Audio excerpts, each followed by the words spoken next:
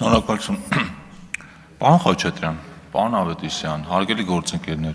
օրինակ հարցեր կան, որ բարձրացնում եք, լրիվ լեգիտիմ են։ Օրինակ, որ պարոն Խաչատրյան ասում եք, ոնց եղավ, որ մոնոպոլ եղավ մի ընկերություն, այդ կարելի է քննարկել,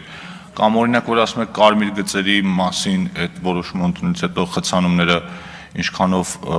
մեղմացան, այդ էլ կարելի է քննարկել։ Իդեպ այդ հարցերը մենք ձեզնից ավելի ինտենսիվ ենք տալիս ու պատասխաններին ենք սպասում ենք։ Բայց բաներ կա, որ ասում եք, իրականում ես համոզված եմ, որ պատասխանը դուք էլ գիտեք։ Հիմա որ պարոն Ավետիսյան, ասում եք, ժամանակին պայքարում էիք 150 դրամի դեմ։ Դուք այն ժամանակվա ու հիմիկվա տարբերությունը չեք նկատում, ասենք իրոք չեք նկատում, այն ժամանակ առաջարկվում էր 150 դրամ, նույն գազելները պահպանելով։ Հիմա դուք նայեք Երևանի ավտոբուսային պարկը,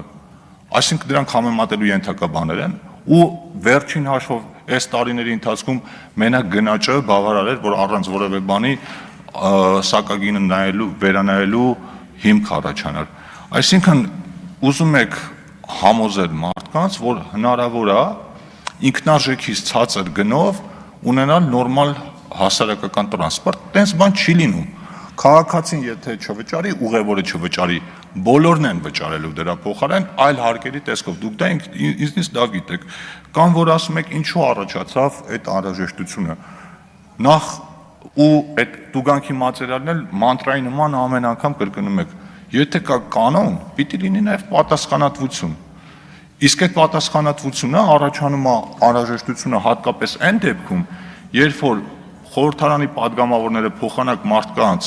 հորդորեն, որ ընդունված օրենքներն ու կանոնները պահպանեն, հակառակը խորհուրդ են տալիս, ասում են մի վճարեք, կանոնները խախտեք։ Այսինքն ինչ եք առաջարկում, այն բարեխիղճ ուղևորները վճարեն ոչ բարեխիղճ ուղևորների համար։